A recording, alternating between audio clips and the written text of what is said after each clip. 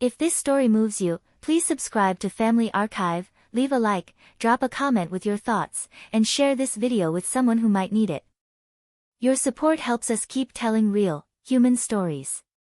With the divorce papers in my hand, she said, "Your brother and I are more than just friends," and I finally understood everything.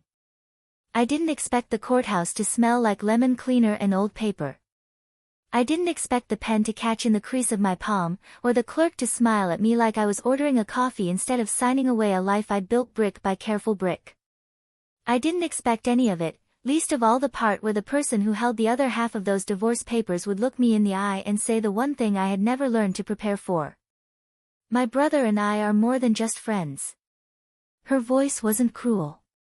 It wasn't even defiant. It was soft, almost reverent, reverberating in the shallow well where my breath went to hide.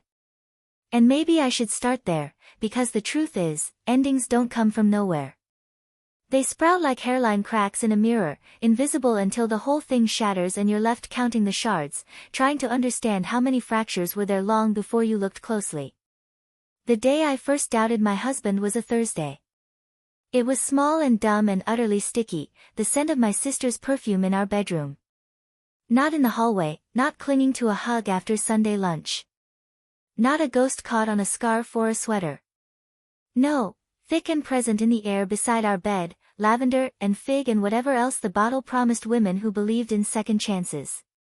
Did she stop by? I asked, trying to keep it casual. Trying not to say, I would know that smell in a burning building with my eyes closed, the same way I would know the sound of her laugh behind a door, or the shape of her shadow in a crowded room. He didn't even look up from his phone. Your sister?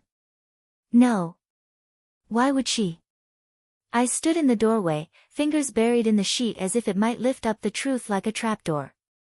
The window was open, a draft could have carried something new through. I banked on that.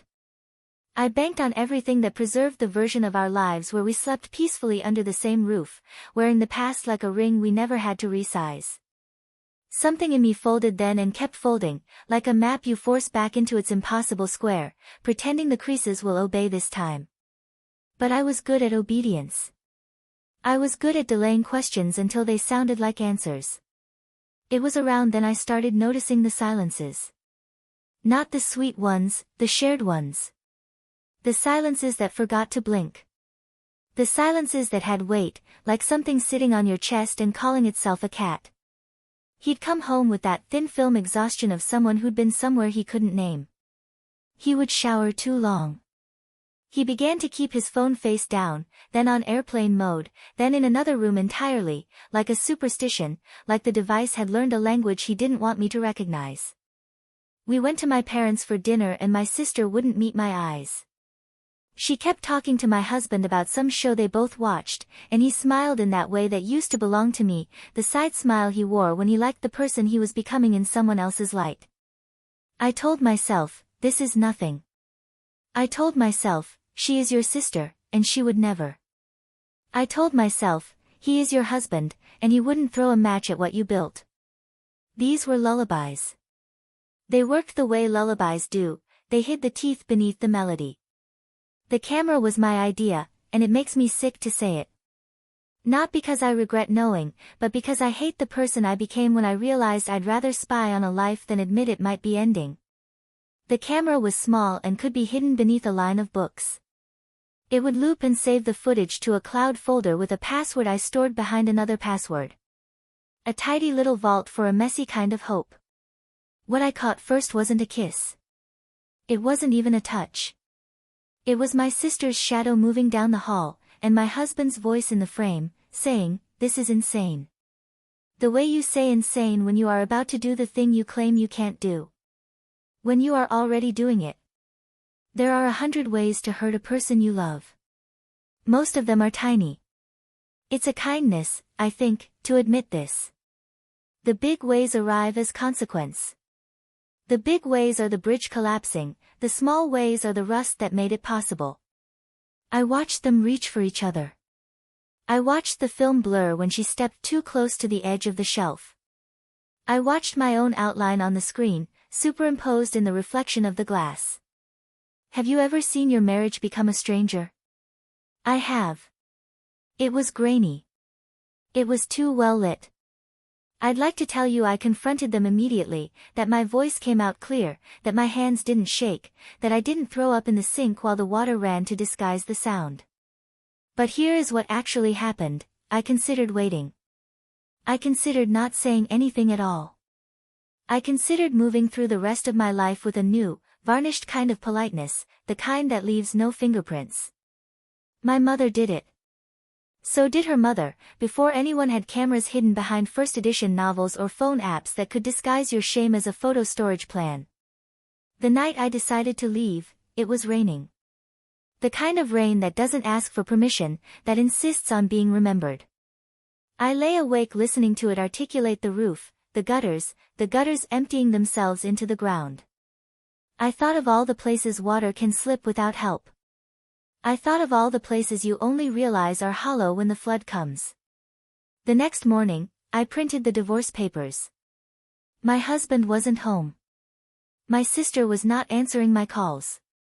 My parents were asleep in their house across town where the alarm still chimed twice at the front door because my father never figured out how to reprogram it after the soft ding stopped being cute.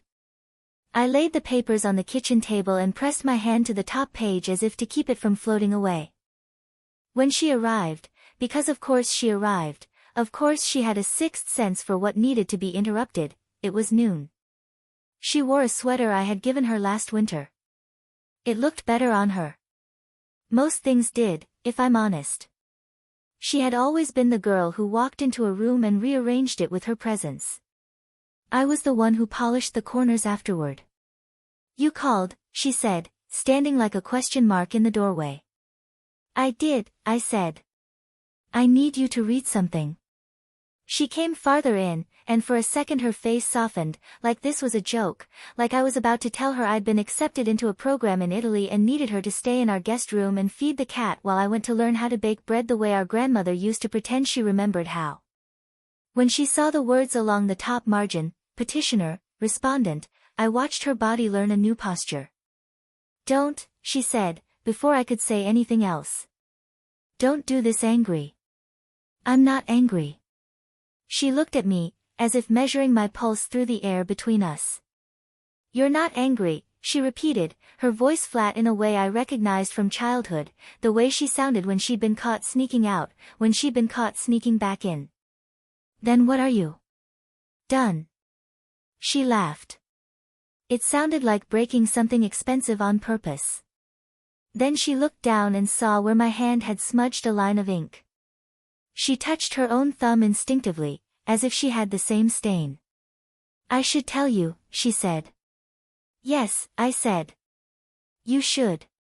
She sat across from me, the table between us becoming a border that hadn't existed in years. Your husband, she stopped.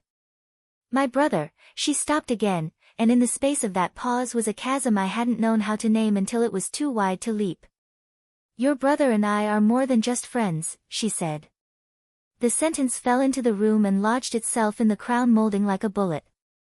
My first thought was absurd. I thought of how when we were girls and someone would accuse one of us of lying, the other would laugh and say, we tell the truth poorly, but we tell it. I had never considered we might someday tell the truth like this, like a blade that enters exactly where it means to. I know, I said. And I did. Not simply because I had watched the footage. Not simply because the scent of her perfume had made a home where mine used to live. I knew because of how my husband's shoulder had begun to tilt toward her even when she wasn't in the room, the way you incline subconsciously toward a window when you remember there used to be light. You know, she said, exhaling. Perhaps relief, perhaps just the sound of a life uncoiling. Then why this? Her finger tapped the papers, as if they were an act of vandalism I'd committed against myself. Because, I said, and I hadn't rehearsed this part. Because there's a version of the story where I keep trying to hold you both in the same photograph and I end up erasing myself to make room. And there's another version where I put the camera down and pick up a pen. She looked at me like I'd started speaking a language we'd only ever used in pretend. The truth was, we'd spent our whole lives learning to share. Dolls. Clothes. Secrets. Rooms. We had shared even our grief. When our grandmother died, we slept in the same bed for a week, trading tears like a fever. I had not considered that sharing had a geography, that it needed a map with limits, that a marriage might sit in an undisclosed zone where the old rules expired. It wasn't supposed to be like this, she said, and her face shifted, and in it I saw a child I remembered and a stranger I did not. I tried to stop it. We both did. Did you? The question left me before I could dress it in something kinder. There are moments when you realize that your politeness has been protecting everybody but you. She flinched. Then nodded. He was lonely, she said. And she looked at her hands, the same hands that used to braid my hair. I've always fallen in love with the wrong person first. The words were a match. They reached back through time, and I finally saw what had been smoldering long before this year. The way, in high school, she dated boys who belonged to other girls and swore they were already promised otherwise. The way she had confessed once, after too much wine, that she never believed anything was real until it was at risk of being lost. The way our house had always been divided into ours, and mine, and yours, and not yet, and the last category had always sounded the most exciting to her. Did you love him?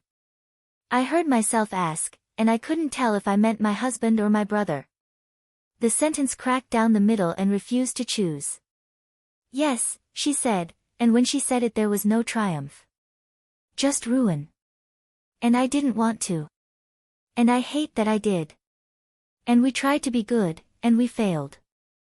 There are problems that look like equations and solve themselves if you know which side to isolate. This wasn't one of those. This was a house that had been built on ground that shifted, and then we were surprised when the walls cracked. I thought it would be me, I said quietly, the shame rising like heat from a sidewalk in summer. If anything. I thought I'd be the one who, I swallowed. Your brother and I weren't happy. You know that. He'd moved into the guest room after the second year. We told ourselves it was because of his snoring, because of work schedules. I paused. Do you know that he handled the finances? That he asked me not to look? That when I looked, I found a debt the size of a small country. She blinked. I didn't know. No, I said. You didn't. And just like that, the story hiccuped and rewrote itself, the way stories do when someone switches on a light in a room you thought you knew by heart. Because this is the part one haven't told you, the part that made me realize I wasn't leaving because my husband loved someone else or because my sister loved the idea of wanting what she shouldn't. I was leaving because I had been leaving, little by little, every time I ceded something that should have been mine to hold. I was leaving because I had already been a ghost in my own life, and this was my chance to stop haunting myself. I pushed the papers toward her. I'm not asking for permission, I said. I'm asking for a witness. The day at the courthouse smelled the way it did because life has a sense of humor that hurts. The clerk smiled, the pen caught, the lemon cleaner insisted on being noticed. My husband was late. Of course he was. He always was, to the moments that asked him to stand still and be counted. My sister stood beside me, head bowed, like a woman praying for a different ending while signing her name to the one we wrote. When he finally arrived, wind in his hair like it was a good excuse, he looked at me like we were strangers on a bus who recognized each other from a dream. Then he looked at her, and I saw it again, that small incline, that subconscious tilt, that gravity of wanting what is about to walk away. I didn't hate him. I didn't hate her. I know that sounds like a lie. But the thing about hate is that it's a rope, and whoever holds the other end gets to pull you wherever they like. I chose not to hand it to either of them. We signed. The papers waited to be witnessed and filed, to be turned into an official shape that a system recognized as an ending. The clerk took them with that same coffee order smile. You'll receive confirmation in the mail, she said, as if what we needed could be folded into an envelope and licked shut. Outside, the sky had the washed-out color of uncertainty. We stood on the courthouse steps, the three of us, a geometry that had never looked more crooked. My husband started to say something, then stopped. My sister looked at me, and this is where she said it. Your brother and I are more than just friends. The words hung like a wet shirt on a line. Heavy. Honest. Needing time. And I finally understood everything. Not the everything where I ever had a precise formula for what to do next. Not the everything where forgiving someone meant forgetting what they had done.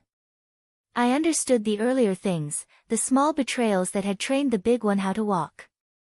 The way our family had avoided truth unless it wore a joke. The tradition of silence that looked like politeness. The way my mother had taught me to smile with my eyes and my grandmother had taught me to fold grief into tasks, clean the counter, sweep the porch, make the bed, and for the love of God don't say aloud what everyone already knows. Okay, I said, and the words startled both of them. Okay, he echoed, incredulous. Okay, I said again, this time like a door closing gently but irreversibly. You too will do what you're going to do. And I'll do what I should have done a long time ago. And what is that? My sister asked, fear and curiosity braided together in a tone that knew me well and not at all. I'll tell the truth clearly, I said. I'll set the boundary you were both hoping I wouldn't. I'll take my name back from whatever it got glued to. I'll keep the house until it sells. I'll pay off the debt you took in my name. I looked at my husband then, and he winced like the daylight was too bright. You'll repay me your share, and we'll write it down so that your future doesn't borrow from mine. He nodded, relief inside the nod like a truce. I never meant. I know, I said, even though I wasn't sure if he knew what he'd never meant. Maybe that was the point. Meaning is a poor shield. Choice is better. And us, my sister whispered. Do we, can we? You can do whatever you like, I said, and for the first time since the perfume and the camera and the rain, I meant it without hollowing myself out. But not in my house. Not in the places where my life begins. If you're going to love each other fully and out loud. Don't wear my ghost while you do it.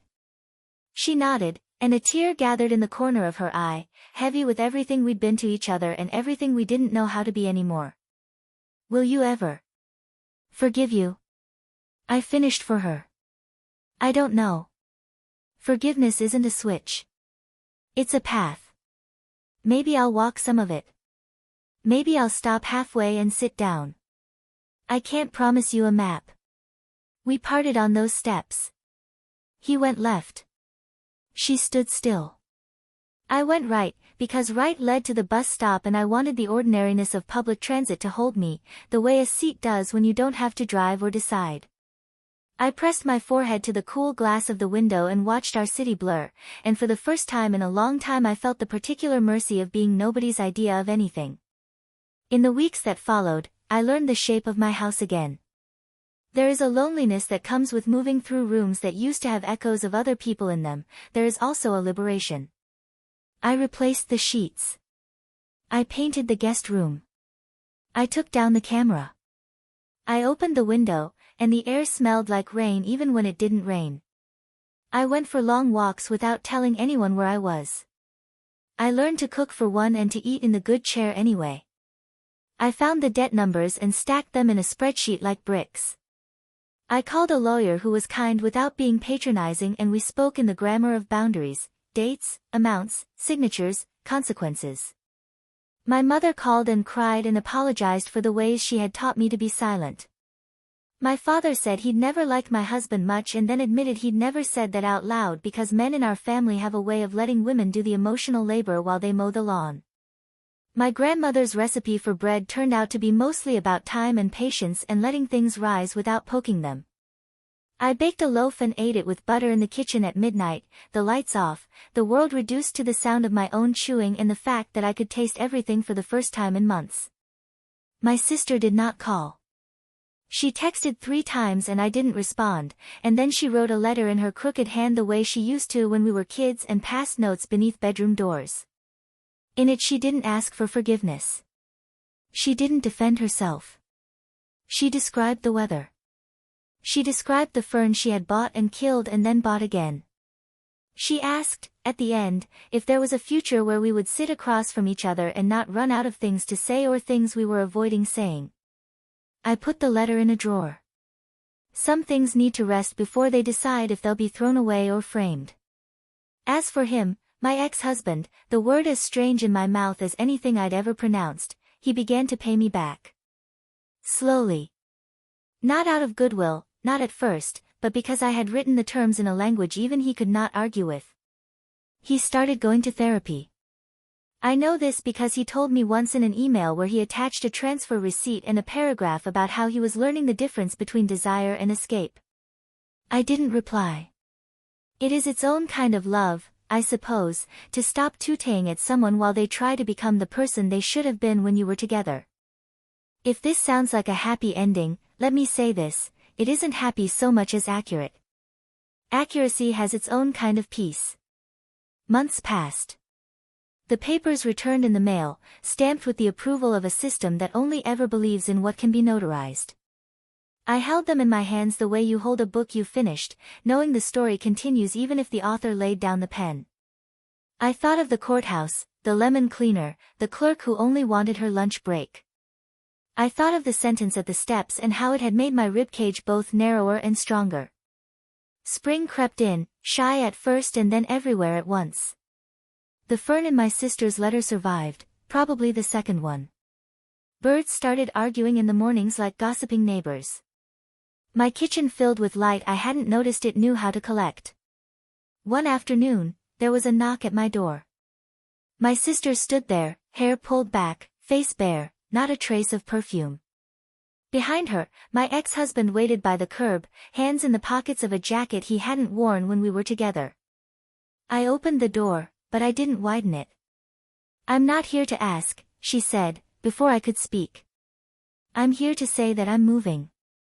It felt like the sort of thing I'd want to know if I were you. "Where?" I asked, and the word was both a truce and a test. "Across town," she said, naming a neighborhood that used to sound like an aspiration and now sounded like a place on a map. "We got a small apartment." She glanced back at him and then back at me, "He cooks now."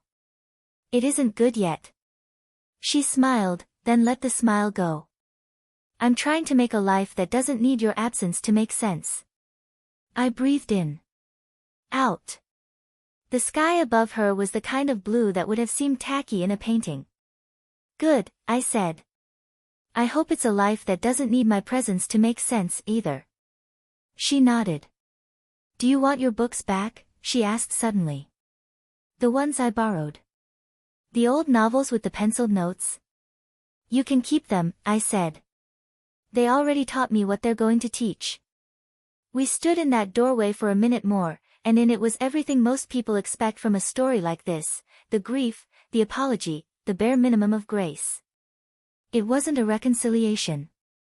It wasn't a second act where we learned each other again.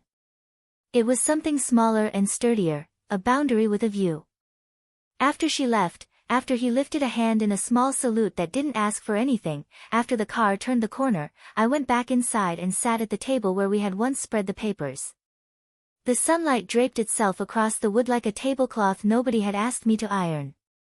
I opened a notebook and started to write, not about them, not about the camera, not about the scent of a perfume that used to invade my sleep. I wrote about lemon cleaner. I wrote about the clerk. I wrote about the way a pen stutters when it has to sign a name that has been used like a blunt instrument. I wrote until my hand hurt and then I kept writing. Somewhere in the other room, a bird scolded another bird. Somewhere across town, someone paid a bill, someone bought a fern, someone stirred a pot and tasted hope or salt or both. And somewhere in me, a version of myself who had kept reducing and reducing finally rose, a loaf worth slicing, a meal made only for me, more than enough. That night, I slept with the window open again. The air was honest. The dark was kind. In my dream I was standing on the courthouse steps, but I was alone, and when I said, "Okay," it echoed, and then it didn't, and then it was just my voice in my own throat, saying something true with a gentleness I had once thought I owed only to other people. "You ask if I ever forgave them. I don't know. I know that I forgave myself for the camera, for the waiting, for the silence. I know that I stopped choosing smaller truths to avoid larger ones. I know that when the papers came in the mail, stamped and done, I didn't cry. I made bread. I invited nobody. I ate it warm, and it was good. Maybe that's what understanding is, not a door slammed or a door opened, but a house you learn to live in alone that feels, finally, like yours. Maybe it's the moment when someone says a sentence they consider a confession and you recognize it as a map, the way out, the shape of the land, the places you must never again try to build. My sister and your brother are more than just friends. And I am more than the woman who loved them. That is the last and truest thing I can tell you. The rest is weather, and the window stays open now, because I finally understood everything I needed, and it was never going to arrive by shutting all the doors.